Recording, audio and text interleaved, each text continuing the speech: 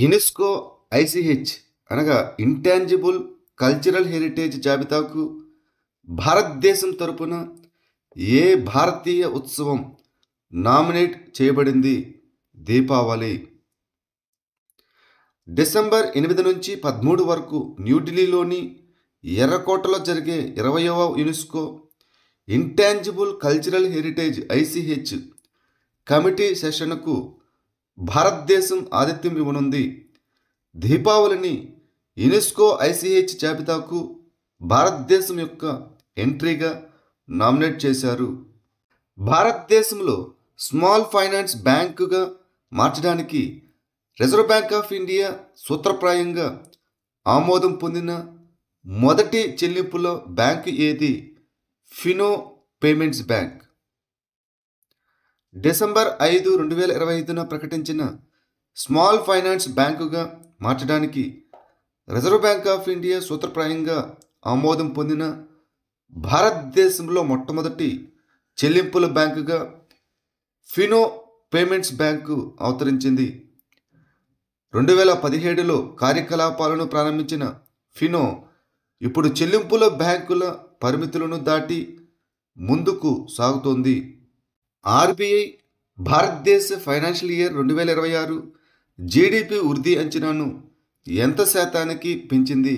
7.3%.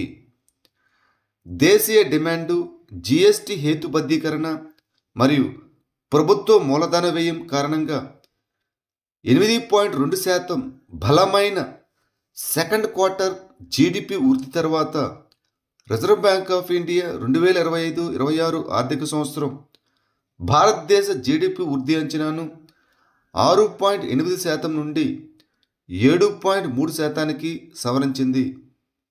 Perplexity ఏఐలో పెట్టుబడిదారుడిగా మరియు brand అంబాసిడర్గా ఎవరు చేరారు?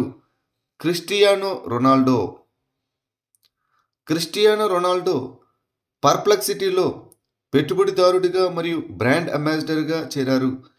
ఈ భాగస్వామ్యం ప్రముఖుల ప్రభావం మరియు ఏఐ వ్యక్తిగతీకరణ యొక్క మార్గదర్శక సమ్మేళనాన్ని సూచిస్తుంది.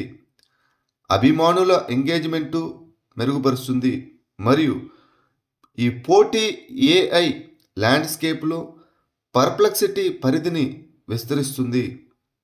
చరిత్రలో అధికారిక ఫిడే రేటింగ్ పొందిన అతి చిన్న వయస్కుడైన చెస్ క్రీడాకారుడిగా నిలిచిన సర్వాగ్య సింగ్ కుష్వాహా ఏ రాష్ట్రానికి చెందినవారు?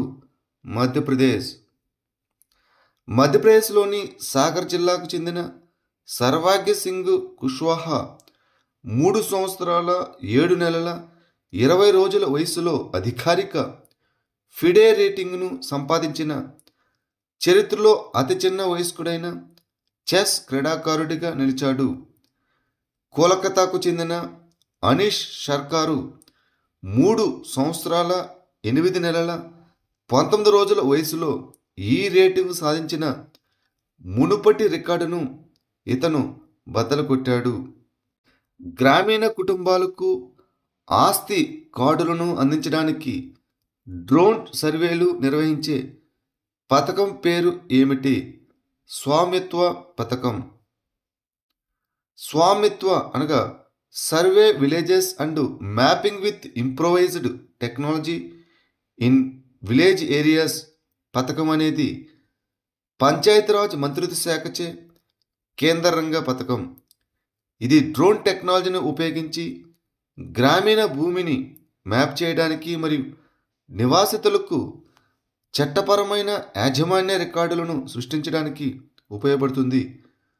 పంచాయతీరాజ్ మంత్రిత్వ శాఖ మార్చి 2026 నాటికి అన్ని డ్రోన్ సర్వేలు మరియు ఆస్తి కార్డులను పూర్తి చేయాలని యోచిస్తున్నది.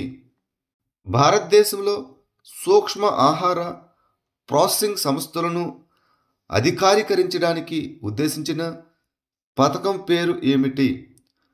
ప్రధానమంత్రి formulation of micro food processing enterprises. ప్రధానమంత్రి formulation of micro food processing enterprises పథకం సూక్ష్మ ఆహార ప్రాసెసింగ్ సంస్థలను అధీకరించడానికి మరియు అసంఘటిత రంగంలో వాటి పోటీతత్వాన్ని పెంచడం లక్ష్యంగా పెట్టుకుంది. ఈ పథకం సాంకేతిక లేదా సాంకేతిక సహాయం, సామర్థ్య నిర్మాణం, శిక్షణ, మార్కెట్ లింకేజీలు మరియు అవగాహన కోసం ఆర్థిక సహాయాన్ని అందిస్తుంది. National forensic infrastructure enhancement scheme ఏ మంత్రిత్వ శాఖ యొక్క ఇనిషియేటివ్? హోం వ్యవహారాల మంత్రిత్వ శాఖ, the ministry of home affairs. 2024లో ప్రారంభించబడిన కేంద్రంగ పథకమైన national forensic infrastructure enhancement scheme గురించి ప్రభుత్వం రాజ్యసభకు తెలియజేసింది. బలమైన ఫోరెన్సిక్ ప్రయోగశాల, మౌలిక సదుపాయాలను నిర్మించడం మరియు ప్రపంచ స్థాయి ఫోరెన్సిక్ నిపుణులకు శిక్షణ ఇవ్వడం ఈ పథకం యొక్క లక్ష్యం. దీనిని 2024-25 నుంచి 2028-29 వరకు హోం వ్యవహారాల మంత్రిత్వ శాఖ అమలు చేస్తుంది. భారత సైన్యం తన ఐడియా అండ్ ఇన్నోవేషన్ పోటీ ఇన్నో యోధ 2025ను ఏ నగరంలో నిర్వహించింది? న్యూఢిల్లీ. భారత సైన్యం తన ఐడియా మరియు ఇన్నోవేషన్ పోటీ ఇన్నో యోధ 2025ను న్యూఢిల్లీలో నిర్వహించింది. దీనికి army staff vice chief lieutenant general అయిన పుష్పేంద్ర పాల్ సింగ్ నాయకత్వం వహించారు. ఈ వేదిక కార్యకలాపాలు, లాజిస్టిక్స్ మరియు శిక్షణను మెరుగుపరచడానికి సైనికులు నడిచే ఆవిష్కరణను గుర్తించి స్కేల్ చేస్తుంది. కియోలాడియో జాతీయ ఉద్యానవనం ఏ రాష్ట్రంలో ఉంది? రాజస్థాన్. భారీ వర్షాల తర్వాత కొంగ క్రేన్లు, పెలికాన్లు, పెయింటెడ్ కొంగలు మరియు బార్ హెడ్ బాతులు వంటి వలస పక్షులు కియోలాడియో జాతీయ ఉద్యానవనానికి తిరిగి వచ్చాయి. ఈ ఉద్యానవనం రాజస్థాన్లోని భరత్పూర్ జిల్లాలో ఉంది మరియు దీనిని గతంలో భరతపూర్ పక్షుల అభయారణ్యం అని పిలిచేవారు. ఇది ప్రపంచంలోనే అత్యంత ముఖ్యమైన పక్షుల పెంపకం.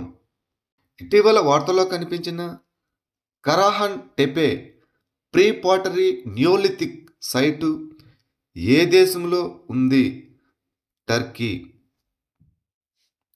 టర్కీలోని పురావస్తు శాస్త్రవేత్తలు కొత్త చెక్కబడిన మానవ ముఖాలను కనుగొన్నారు.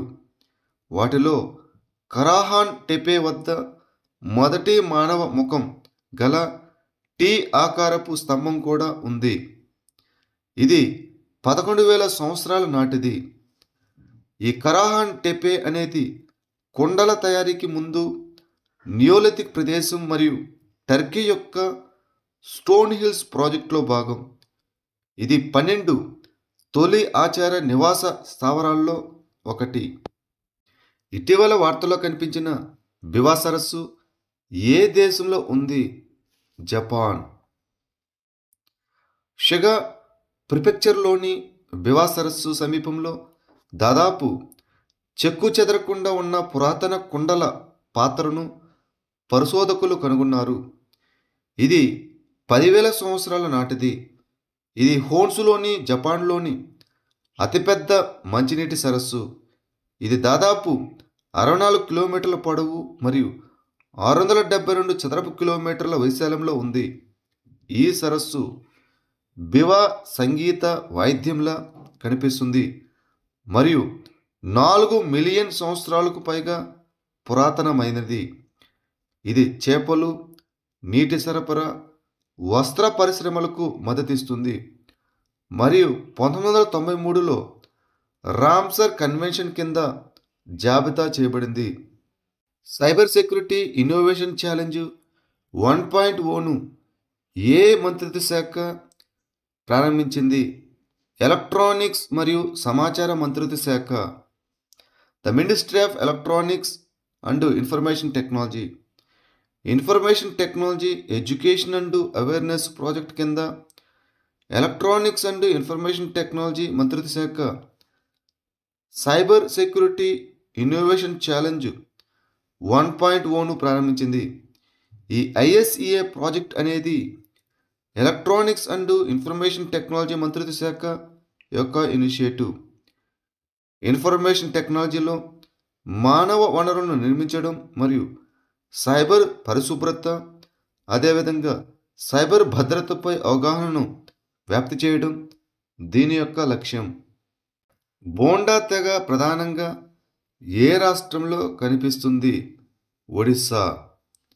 ఒడిస్సాలోని మల్కనగిరిలోని బోండా తెగ సభ్యులు ప్రధానమంత్రి జనజాతి ఆదివాసీ న్యాయ మహా అభియాన్ కింద గడ్డి గుడిసెల నుండి శాశ్వత పక్కా ఇళ్లకు మారనున్నారు.